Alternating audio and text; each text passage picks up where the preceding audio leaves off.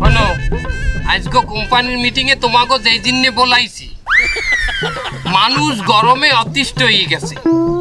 এখন মানুষকে কিভাবে এই গরমে ঠান্ডা রাখা যায় সেই বিষয় নিয়ে আজকের মিটিং।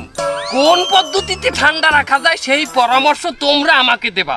তোমরা কিন্তু আমার অফিসের সবচেয়ে সিনিয়র অফিসার, তাই তোমাদেরকে বলাইছি। তুমি বলো কিভাবে ঠান্ডা রাখা যায়। বস, আমাদের মূল লক্ষ্য যেহেতু ব্যবসা করা, ব্যবসায় আমাকে লাভবান হতে হবে। আমার মাথায় নতুন একটা আইডিয়া আইছে। এই আইডিয়া দিয়ে ব্যবসায় পুরো আমরা বাড়ি দিয়ে দেবো। কি আইডিয়া? বস, আমরা ফ্যান বিক্রি করব। তোমার মাথায় কি গোবর গোবর বলা? হ্যাঁ, বাংলাদেশের মানুষ ফ্যান বেচতে আছে, এর মধ্যে আমরা এখন ফ্যান বেচতে নামবো এই কোম্পানি দিয়ে? বস, আপনি শুধু আমার কথাটা একটু শোনেন। দেখেন না গোবরের মধ্যে কি বেরোয়। বাইট করো। বস, আমরা যত মসজিদ এবং মাদ্রাসা আছে, এই মসজিদ মাদ্রাসায় ফ্রিতে ফ্যান দেবো। এরপর আমরা খয়রাত করবো। বস, কথার মধ্যে বাবা দিল কেন? তোমার কথার মধ্যে না, আমার তো তোমার ইর মধ্যে দেওয়া উচিত আসলে। হ্যাঁ, ফ্রিতে যদি ফ্যান দেয় মসজিদ মাদ্রাসায়, কোম্পানি তো লাডে উঠবে, এরপর তো খয়রাতি করা লাগবে। বস, আমার কথাটা শেষ করতে দেন আগে। শোনেন, আমরা যে মসজিদ এবং মাদ্রাসায় ফ্রিতে ফ্যান দেব, ওই মসজিদ মাদ্রাসার ইমামকে বলে দেব আপনারা জুম্মার দিন খুতবার আগে যে বয়ান হবে, ওই বয়ানের মধ্যে আমাদের ফ্যানের একটা বিজ্ঞাপন দিয়ে দেবেন। বলবেন যে এই কোম্পানির ফ্যানের বাতাস খুবই ঠান্ডা। বস, এই বিজ্ঞাপন যখন ওই হুজুর দেবে, কোন মুসল্লি হুজুরের কথাই কিন্তু না করতে পারবে না। বস, আইডিয়াটা কেমন দিলাম? আমার এই গোবরের মধ্যে কি বেরোলো? সেমাই বাইরেছে তোমার গোবরের মধ্যে দিয়া। তোমার কথাটা কিন্তু দারুণ লাগছে। হ্যাঁ, এটার ম্যানেজমেন্ট তুমি করবা। ওকে, কি দারুণ হয়েছে।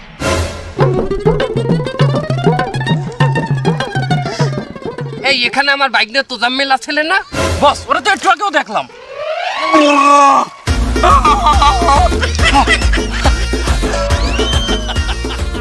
বাবু, জুতার ফিতা খুলে গেছিলে, ডুব দিয়ে ফিতা বাইন্ধে আইলাম।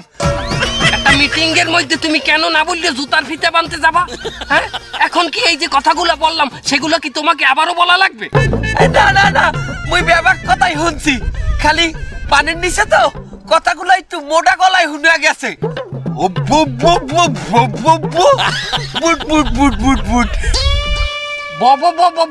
এটা আমাকে কথা, এটা হংস বললাম, কিন্তু বুট বুট বুট বুট এটা কি? এটা কি হংস? ও ভালো কথা। এ তুমি কি ওর পিছনে আসালা? হাই এ বারেক সাহেব, আপনি গ্যাসের ওষুধ খাইয়েন। স্যার, আমি কইতে চাইলাম কি, এই গরমের মধ্যে আমরা একটা টয়লেট সার্ভিস দিতে পারি। টয়লেট সার্ভিস মানে? স্যার, এই গরমের মধ্যে চেতা রোদে মানুষ একসের গামাইয়ে নাইয়ে চাইয়ে যায়। এখন এই আমাকে সার্ভিসম্যানরে হেরা কল দেবে, গামাই গেলে আমাকে সার্ভিসম্যান যাই হ্যাঁ মশাই টসাই সুন্দরভাবে গেল। আর যদি হেরা কোনো বাইলে হিট স্ট্রোকের দিকে চললে যায়, তাইলে আমাকে সার্ভিসম্যান বালতি আর প্লাস্টিকের একটা মগ লইয়ে যাইবে, যাইয়ে পানি দিয়ে সুন্দর মতো না হইছে হইয়ে ওই টয়লেটে মশাই টসাই দিয়ে আইবে। বাহ, আইডিয়াটা দারুণ। কি বলো তোমরা? তোমার পরামর্শটা কইলে এককালে খারাপ না, আমার কাছে ভালো লাগে। এই যে স্যার, আপনাকে গরমে শরবত লই আইছি। ওই শরবত শরবত শরবত। এই ওইটার এই টানা গরমের মধ্যে আমি কি এই এক গ্লাস শরবত পাইনি? এ মেয়ে, আচ্ছা তো কে? অফিসে গ্লাস কয়টা? সাইড দে। আর তোমরা কয়জন? 5 জন। তাহলে আমি একটা গ্লাস কি বানামু? একটা খালিও খেরবার দিতে আসি। এ মেয়ে, গ্লাস নিয়ে কত কে? গ্লাস দে। তো শরবতই খাবো না, খাওয়া খাওয়া। চিনি দেখলাম কই?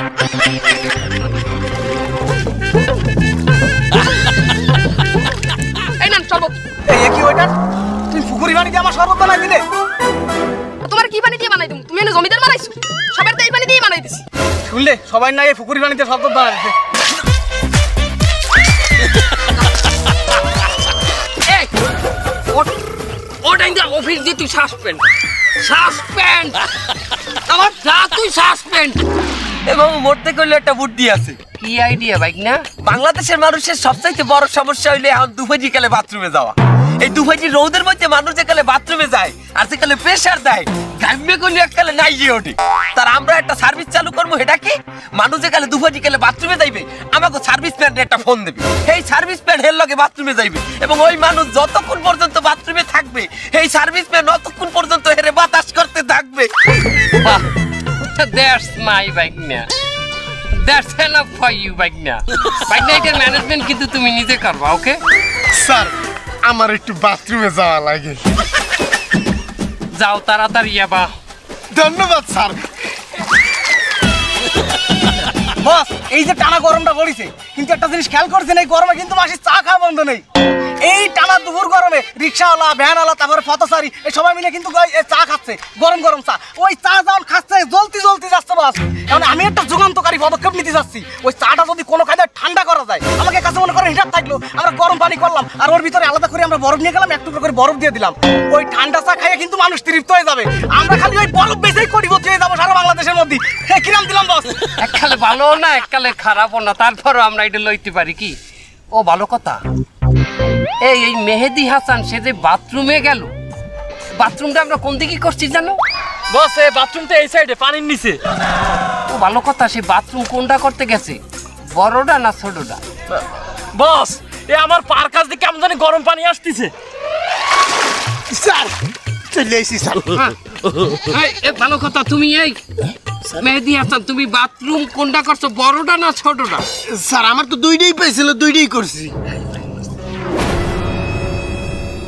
বেটা তুই হাসছো কি আয় ছোটটা হলে এটা পানির লগে মিশিয়ে যাইতে এখন তো বড়টা বাইশে উঠবে আর বাইশ হাত সবাই বলা বলা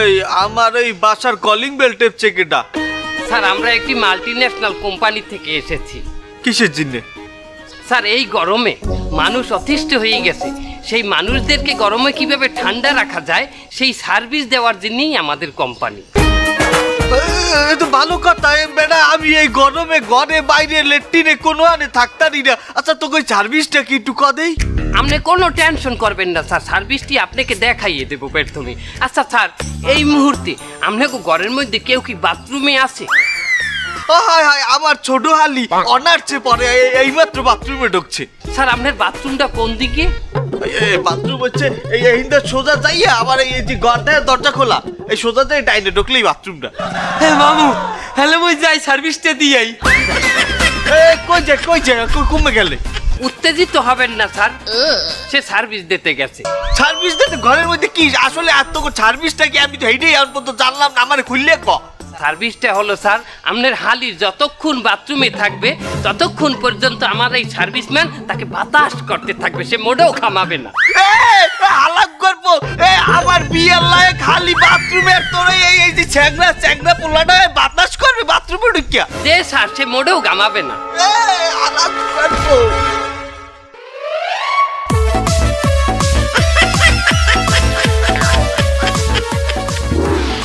মামু মামু দেন আমার কি অবস্থা হচ্ছে মামু আরে ওইটা খারাই দেন হ্যাঁ কি হয়েছে ক এই দেন আমার কি অবস্থা হচ্ছে হ্যাঁ দেখছি স্যার বাকি মামু দেই একটু করেন দেই বাকি মামু আমাদের এই অবস্থা হচ্ছে কিটা তোর এই অবস্থা হচ্ছে কেটা ওই ওনার হালি আর আমার হচ্ছে হালির দুল্লা ভাই দেখছেন মামু হেরা কত খারাপ ওনারা খারাপ হারাম দাদা তুই খারাপ হ্যাঁ তুই আমার কি বুদ্ধি দেছো আমার ব্যবসা লাডি উডেনের বুদ্ধি মানেরা বাথরুমে থাকবে হেই নেতেই তুই বাতাস করবি না এটা অশ্লীল না হারাম দাদা হ্যাঁ আমার তো চৌক অন্ধ হইয়া গেলে তোর বুদ্ধিতে হে তো মারি আমার চোখটা খুলিয়ে দিতেছে ভাই ওকে আর মারবেন না প্লিজ আমি নিজ দায়িত্বে অফিসে নিয়ে তাহাকে ওসাবো আরে মারবো না তোরা খারাপ খুব গরমে শেষ হয়ে গেলাম ওরে গরম ওরে শেষ হয়ে গেলাম রে রে তাহলে সার্ভিসটা এটা ফোন দি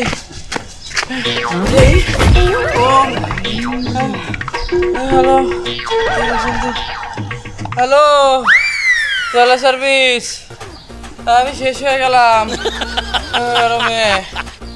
ভাই আপনি তাড়াতাড়ি আসেন। আরে ঠিকানা বলার সময় নেই, আপনি আসেন তো।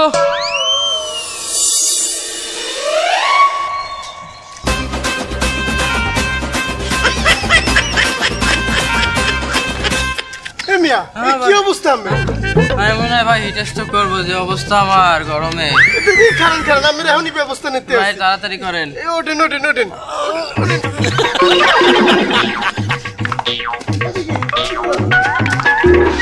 কাইতেই পারেন না আবার।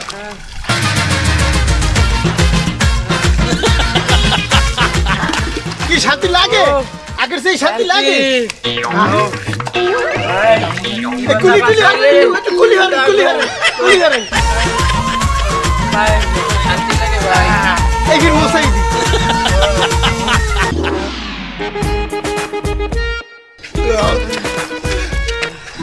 ভাই কি যে শান্তি এখন লাগতেছে আমার, গরম কমে গেছে আমার। শান্তি লাগে ভাই প্রচুর শান্তি এখন আমার, শান্তি প্রচুর শান্তি।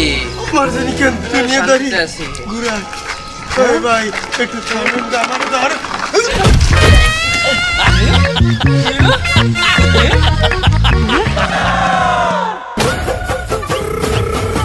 তো মনে হিট স্ট্রোক করছে।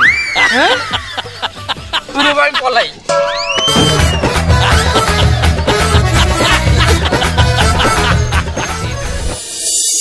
সারাদিন রিক্সা চালাই ক্লান্ত হয়ে গেছি। ভাই এক কাপ চা দেন দেই। ভাই কি চা দেবো? ওই লাল চা দেন। এই লাল চা তো বেশি না, এই গরমে স্পেশাল চা আছে, বরফের চা। ভাল লাগবে? তা দেন বানান।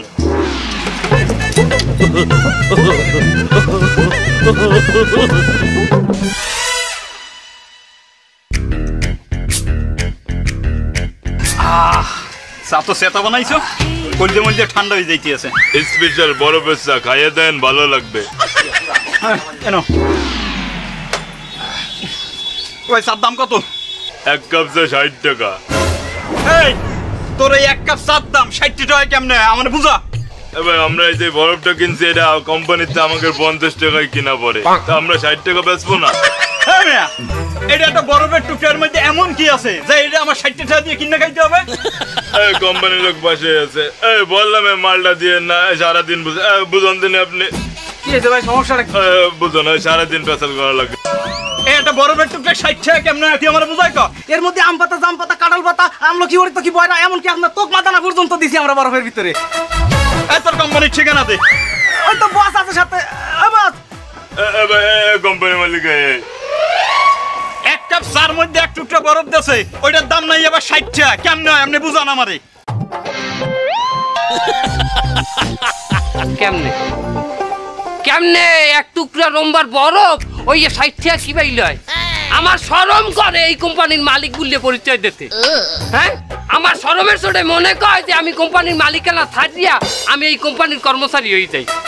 এক টুকরা বরফ তোরা কি বাইলে 60 টাকা বেচো? হ্যাঁ হইতে পারে তোরা এই বরফের মধ্যে হাতারো প্রকার জিনিস মিশাইছো। হ্যাঁ লম্বা সম্বা মিলাইয়ে তোরা জিনিসটার দাম বাড়াই খেলাইছো, কিন্তু সেটা রিক্সাওয়ালারা খাইতে পারবে?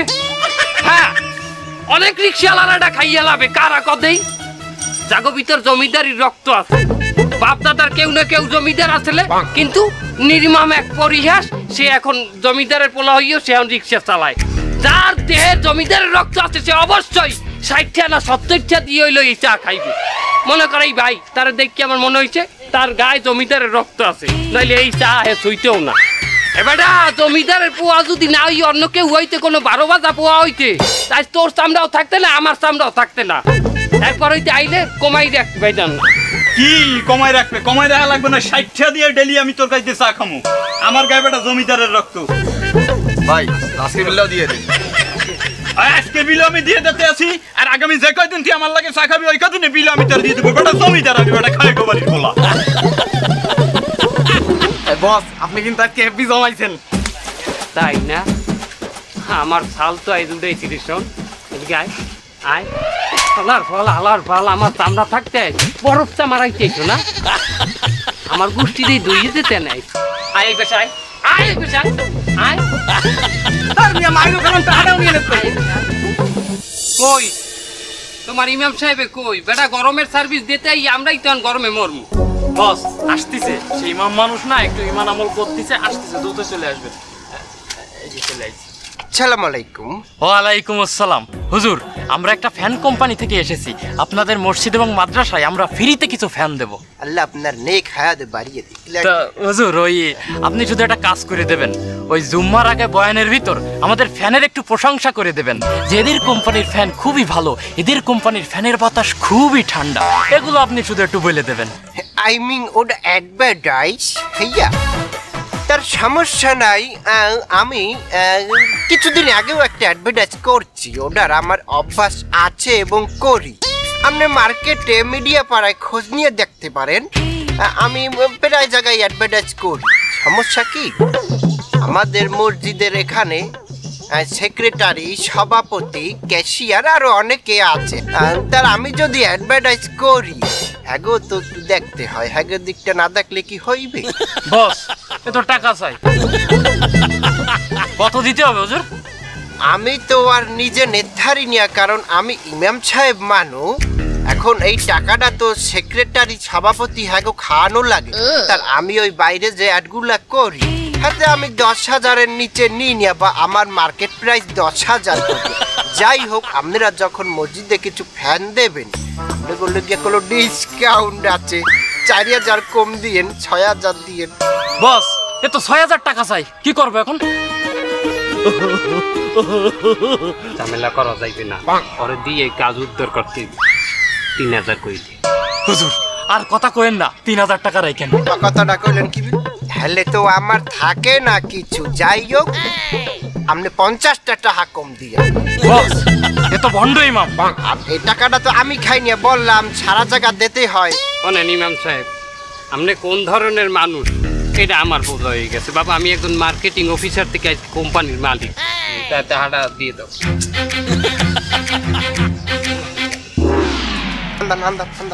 যাক বাবা, দোয়া দিয়ে দিলাম, ফ্যান চলবে ইনশাআল্লাহ। আসসালামু আলাইকুম। আসসালামু আলাইকুম। ওয়ালাইকুম আসসালাম। আপনারা আমার বাসায় আসছেন, আপনাদের কি খেদমত করতে পারি? আমরা একটা মহৎ কাজের উদ্দেশ্যে আপনার বাসায় আসছি। আপনি তো এই শহরের সবচেয়ে বড় ইমাম। এই শহরের কম বেশি সবাই আপনার কথা শোনে এবং মানে। তো আমরা চাচ্ছি এই গরমের ভিতরে আপনার মসজিদ এবং মাদ্রাসায় কিছু ফ্যান দান করতে।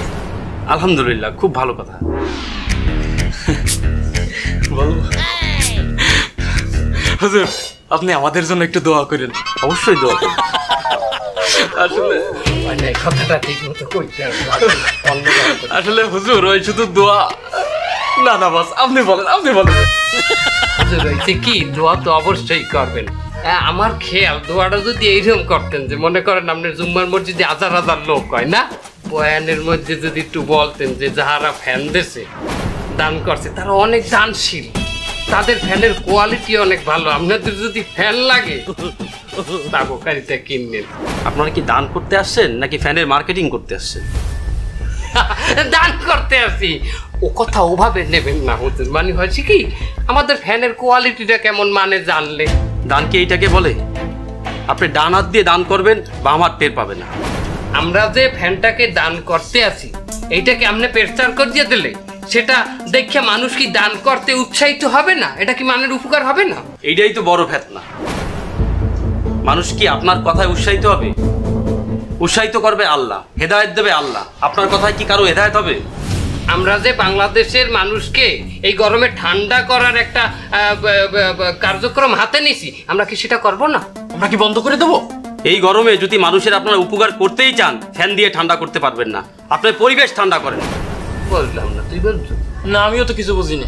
হুজুর, একটু বোঝাই কোন। আপনারা বেশি বেশি গাছ লাগান, বাড়ির আঙিনায়, রাস্তাঘাটে, পুকুর পাড়ে, আপনারা যেখানেই খালি জায়গা পাবেন সেইখানেই গাছ লাগান। আর মার্কেটিং যদি করতেই হয়, আপনারা এইটারই মার্কেটিং করেন, বেশি বেশি গাছ লাগান।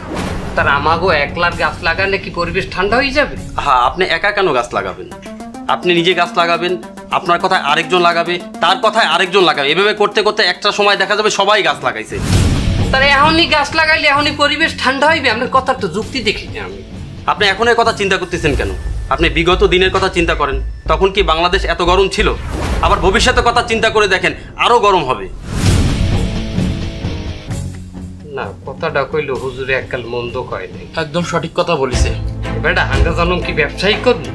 মরা লাগবে না? অবশ্যই মরা লাগবে। আখিরাতের সামানা এখান দিয়ে তৈরি করে নিতে হবে না? এছাড়া সবচেয়ে বড় সমস্যা কি, আমাগোই তো বাল বাচ্চারা যারা ভবিষ্যৎ প্রজন্ম, তারা কিন্তু ভবিষ্যতে এর চেয়ে বেশি কষ্ট হবে, আরো গরম পড়বে। ভবিষ্যতের কথা চিন্তা করে আপনি এখন গাছ লাগান, আল্লাহ ভবিষ্যতে বাংলাদেশকে ঠান্ডা রাখবে। আজকে থেকে আমরা গাছ লাগাবো, তো আপনি কিন্তু আমাকে দিন এই মন থেকে দোয়া করবেন। অবশ্যই দোয়া করব এবং আপনারা পারবেন ইনশাআল্লাহ।